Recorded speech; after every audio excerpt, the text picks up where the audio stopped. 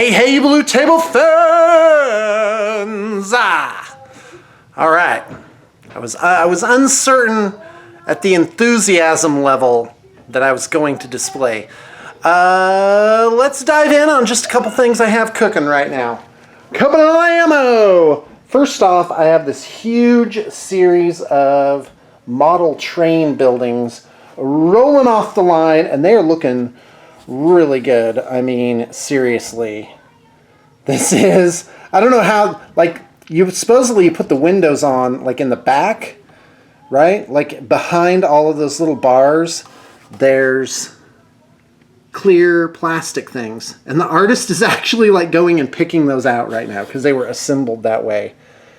Crazy stuff. So, yeah, that is just, oh, man. I would love to see these all together on the actual railroad.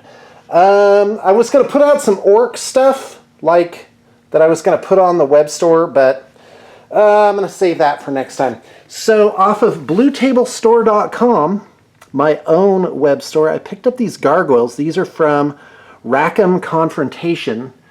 And, yeah, I just painted them up real quick, having a good time with that. It looks like they're, like, kind of morphing out of the pillars and stuff. That's kind of the deal with those. Here's a couple of, these are myconids from the Dungeons & Dragons Deep Cuts range. Hold on just a second. Gotta just set the camera down for just a moment.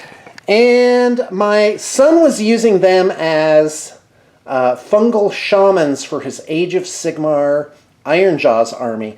But I'm going to gussy them up and kind of repaint them to some extent and use them in my D&D game. And they can still be what he was doing with them, of course. They're on 32 mils, which isn't the best, but, you know, that's what we got. This is a terrain set that one of my D&D players painted up. I think it's by Mantic. It's got some Guild Ball stuff in here. And I love this rooster and the hens. It's fantastic. I'm turning him into an NPC in my game. A lot of the pieces have just like chickens on them. It's great. Also, a client is having this dragon done up. This is a green dragon. Again, pretty sure by Deep Cuts.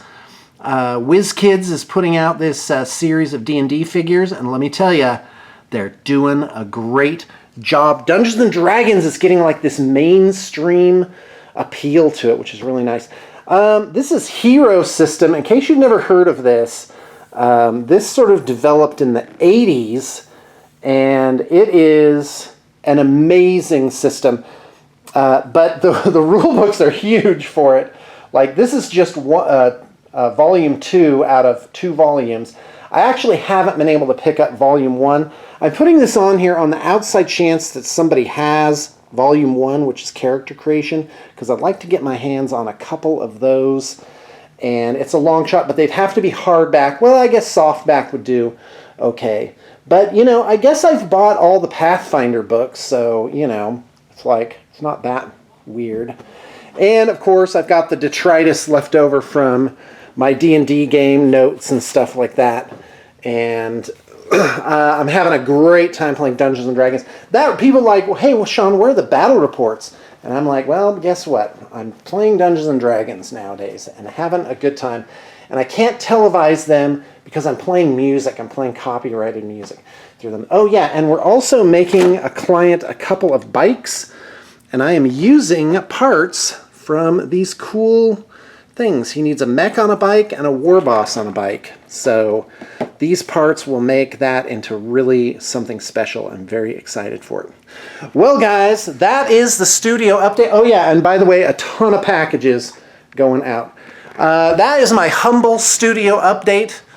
This is it, guys. It's Badger Hole 2.0, and I am loving it. So thanks for tuning in, and I'll see you tomorrow.